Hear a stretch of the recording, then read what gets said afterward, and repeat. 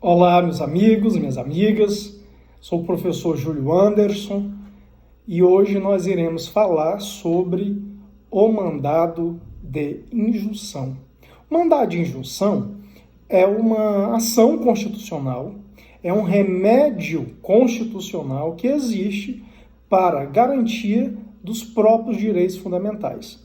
Então, a Constituição Federal vai trazer direitos fundamentais, prever direitos fundamentais, e quando esses direitos fundamentais são violados, nós temos os remédios constitucionais para protegê-los, como mandados de segurança, como o habeas data, e nós também teremos aqui o mandado de injunção.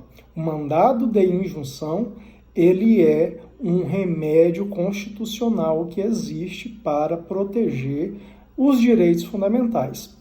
Ele está previsto na Constituição Federal, tá? Então, o mandado de injunção está previsto na Constituição Federal, no artigo 5º, inciso 71, que diz o seguinte: conceder-se-á mandado de injunção sempre que a falta de norma regulamentadora torne inviável o exercício dos direitos e liberdades constitucionais e das prerrogativas inerentes à nacionalidade, à soberania e à cidadania.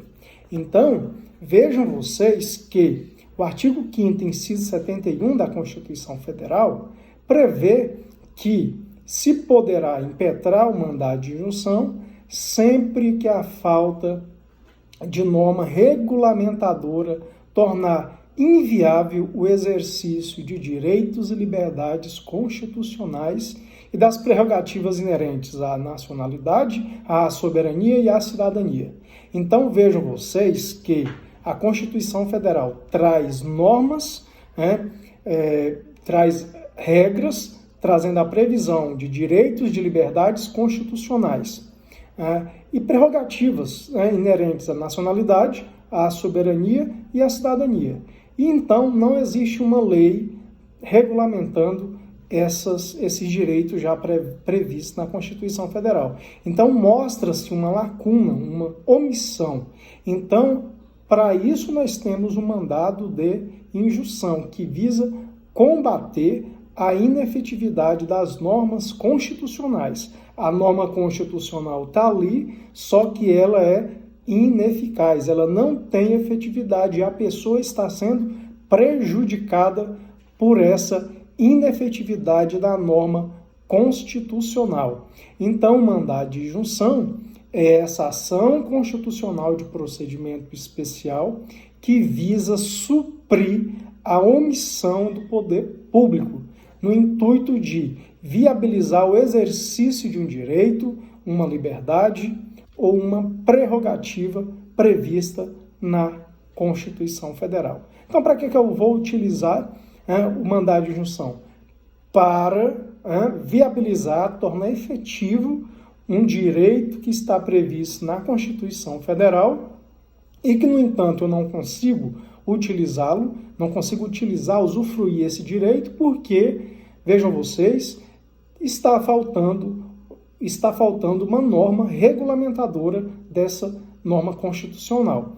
Então, o objeto do mandado de injunção, ele é razoavelmente parecido com a ação direta de inconstitucionalidade por omissão, mas o mandado de injunção, ele só pode ser impetrado em relação às normas constitucionais de eficácia limitada e das normas programáticas vinculadas ao princípio da legalidade. É o exemplo de norma que precisa de uma posterior regulamentação. Então, só em face dessas normas é que eu posso impetrar um mandado de injunção. É o exemplo do artigo 7º, inciso 11 da Constituição Federal, que prevê a participação dos empregados no lucro das empresas conforme definido em lei. Então, preciso de uma lei definindo como que os empregados vão poder participar aqui do lucro da empresa. Ou até mesmo, ou o outro exemplo, o direito de greve, é assegurado o direito de greve, porém tem que ter uma lei regulamentando aqui o direito de greve. Então, são exemplos de normas de eficácia limitada e de normas programáticas vinculadas ao princípio da legalidade, porque elas precisam de uma lei posterior. E quando não se edita essa lei posterior, o que ocorre? O meu direito a usar a prerrogativa constitucional se torna inviável, se torna inefetivo o meu direito previsto na Constituição Federal. Eu não consigo usufruir do meu direito constitucional exatamente porque falta uma norma regulamentadora. Então, vejam vocês, essas normas dependem de uma lei posterior para garantir a sua aplicabilidade. Essas normas constitucionais precisam de normas posteriores para garantir a sua aplicabilidade. Quando essa lei não vem, e eu sofro prejuízo pela omissão do poder público em legislar, então eu tenho aqui o mandado de injunção que cabe somente contra a omissão de regulamentação da norma constitucional. Os direitos tutelados pela injunção, meus amigos, são todos enumerados aqui na Constituição Federal, que reclamam lei posterior como condição de fruição do direito ou da liberdade agasalhada. Então vejam vocês que o mandado de injunção existe para quê? Suprir a omissão do poder público em legislar a fim de garantir um direito previsto na Constituição Federal. E o mandado de injunção, ele vai possuir dois requisitos básicos. Primeiro requisito do mandado de injunção. Primeiro tem que haver o que? A falta de norma reguladora de uma previsão constitucional. Então eu tenho que primeiro estar diante de uma omissão do poder público. Então a Constituição traz uma norma, essa norma precisa de uma lei posterior e essa lei posterior não vem. Então esse é o primeiro requisito, a omissão do poder público. O segundo requisito é a inviabilização do exercício dos direitos e liberdades constitucionais e das prerrogativas inerentes à nacionalidade, à soberania e à cidadania. Então, todas as vezes que eu demonstrar a inviabilização do exercício desses direitos e liberdades constitucionais, eu tenho que demonstrar que existe um nexo de causalidade entre a omissão normativa do poder público e a inviabilidade do exercício do direito. Então, olha só, eu tenho que ter esses dois requisitos, a omissão do poder público e o nexo de causalidade entre a omissão e a inviabilidade do exercício do direito previsto na Constituição Federal. Então, demonstrando esses dois requisitos, eu, evidentemente, tenho acesso ao mandado de injunção. E qualquer pessoa, quem é o legitimado ativo, quem é que pode impetrar o mandado de injunção? Olha só, poderá ajuizar o mandado de injunção qualquer pessoa. Poderá ajuizar o mandado de injunção qualquer pessoa física ou jurídica, cujo exercício de um direito, liberdade ou prerrogativa constitucional esteja sendo inviabilizado em virtude da omissão legislativa. Então, qualquer pessoa pode impetrar, inclusive partidos políticos. Inclusive, tinha uma certa polêmica com relação ao próprio ente público. Então, o Supremo admitiu um mandado de injunção impetrado por município. Então, a legitimidade ativa aqui ela é bastante ampla. E quem é o sujeito passivo da ação? Quem é que vai sofrer a ação do mandado de injunção? Olha só, o sujeito passivo do mandado de injunção é somente a pessoa estatal. O Estado é que é parte no mandado de injunção. Tá? O Estado ou o agente público que for responsável por editar a norma posterior regulamentando a norma constitucional é que será aqui o sujeito passivo. Não é possível, olha só, não é possível ajuizar mandado de injunção em face dos particulares. Por quê, gente? Somente o Estado pode legislar. O particular não pode legislar. Então, o mandado de injunção é exatamente contra a falta de legislação regulamentando uma liberdade ou uma garantia constitucional. Então, o particular, ele não tem como ser sujeito passivo aqui no mandado de injunção. Um exemplo, imagine vocês que a omissão seja de uma lei federal. Tá? Então, olha só, o mandado de injunção, em regra, deverá ser ajuizado em face do Congresso Nacional. Olha só, a legislação federal que se precisa para regulamentar uma norma constitucional não veio. Então, a atribuição do Congresso Nacional legislar, fazer a legislação federal. Então, o que ocorre? Tá omissa, e em face dessa omissão, eu então impetro o mandado de injunção em face do Congresso Nacional. Mas se a iniciativa do projeto de lei for do presidente da República, nesse caso o mandado de injunção deve ser, vejam vocês, impetrado em face do presidente. Então, aqueles projetos de lei cuja iniciativa for privativa do presidente da República, eu impetro o mandado de injunção em face dele e não do Congresso Nacional. Ok? E o procedimento, pessoal? Como é que funciona o procedimento do mandado de injunção?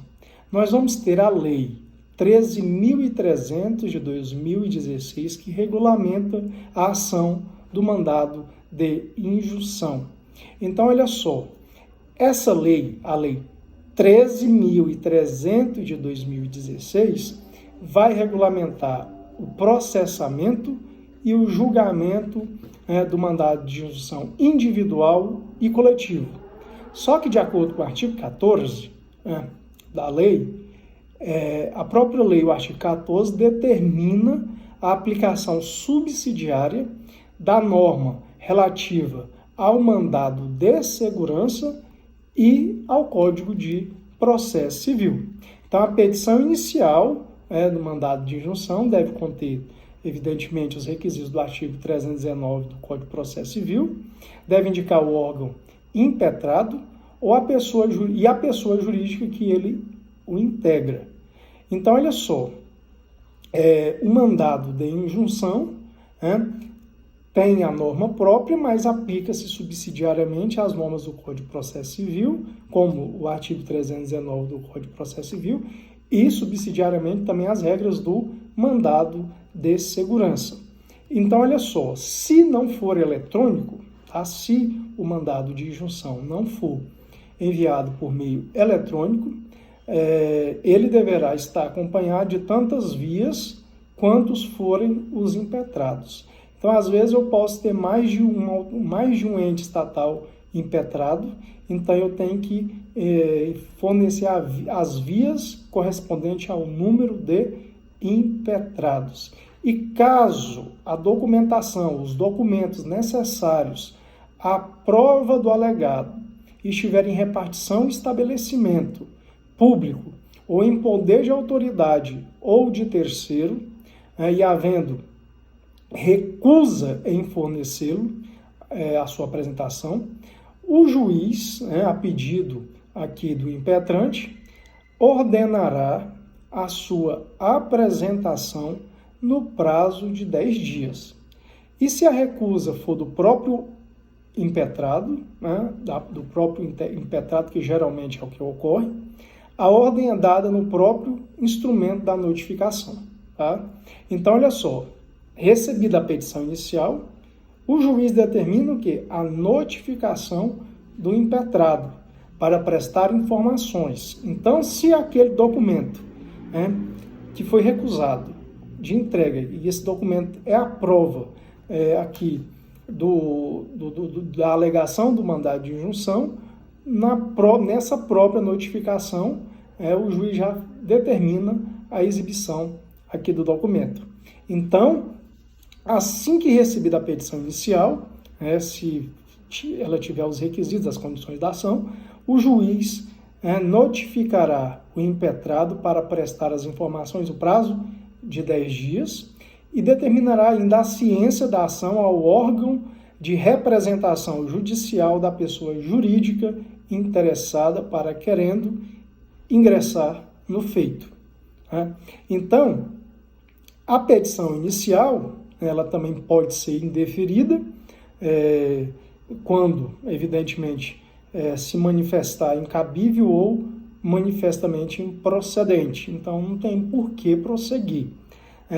E lembrando o seguinte, que a competência para processar e julgar o mandado de injunção será do Supremo Tribunal Federal quando a norma reguladora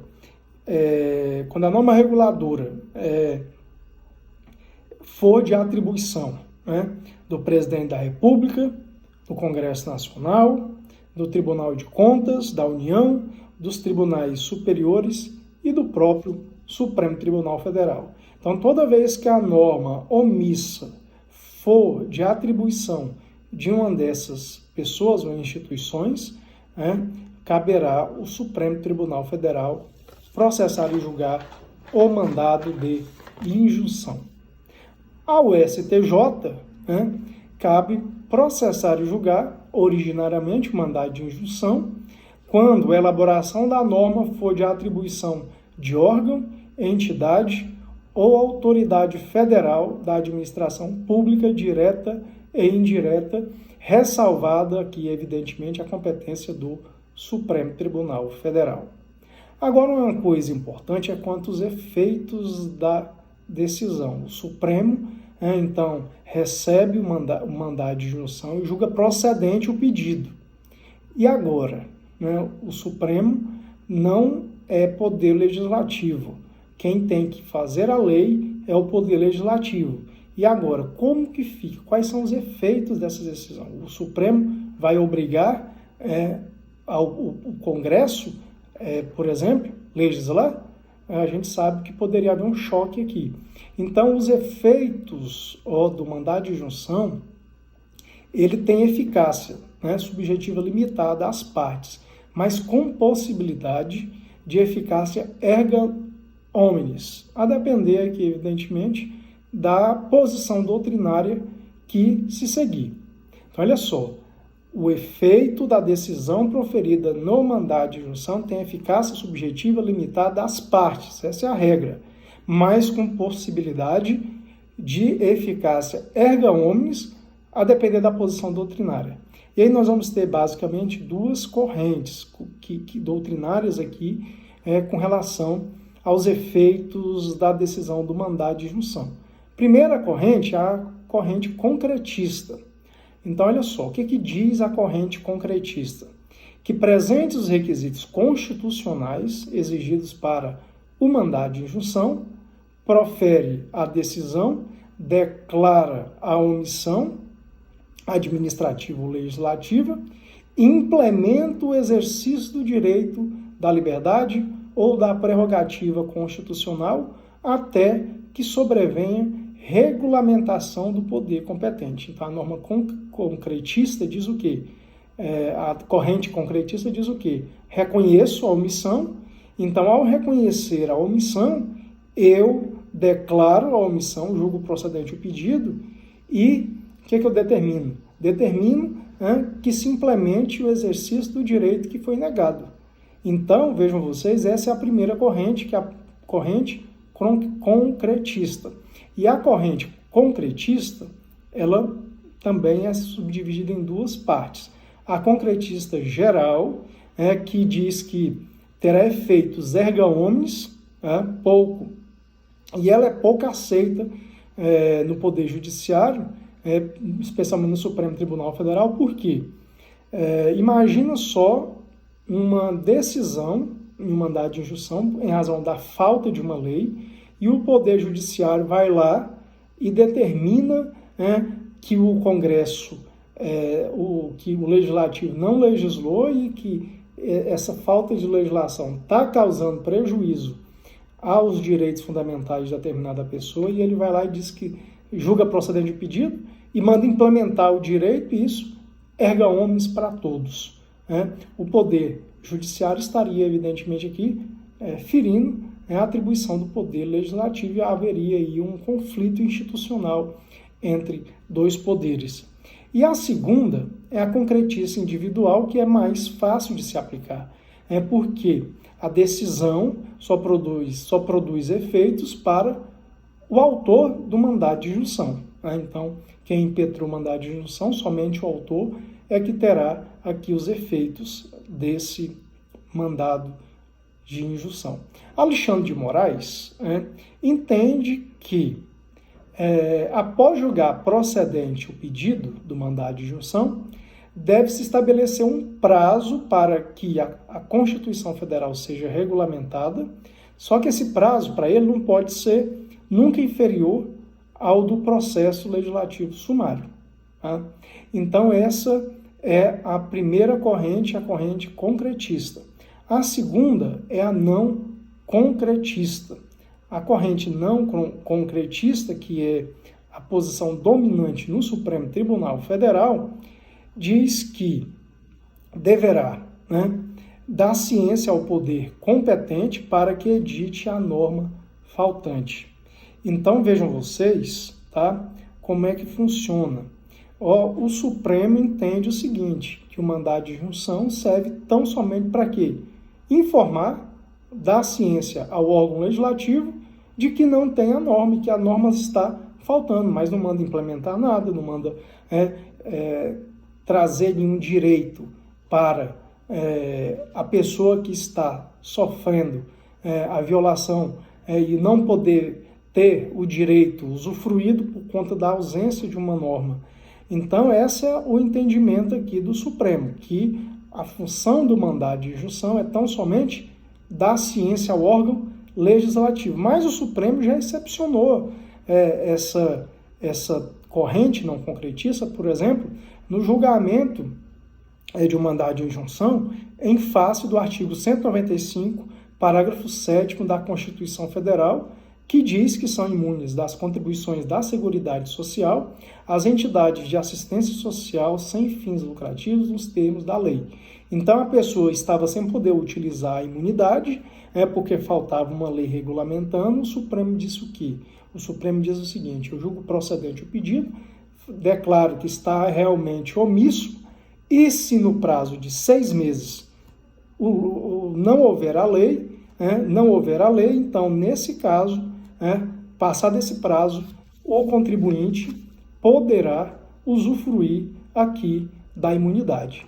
Então, eu acredito que, na minha opinião, julgado procedente o pedido, eu devo cientificar, evidentemente, o legislativo para tomar a norma, editar a norma, e dar um prazo razoável, conforme a espécie. Caso ele não legisle, a pessoa não pode ficar sem usufruir do direito. Então, nesse caso, o próprio tribunal já determinaria, passado o prazo, caso não houvesse a legislação, o próprio tribunal determinaria o usufruto do direito constitucional. Então, meus amigos, esse foi o mandado de injunção. Um abraço e até a próxima.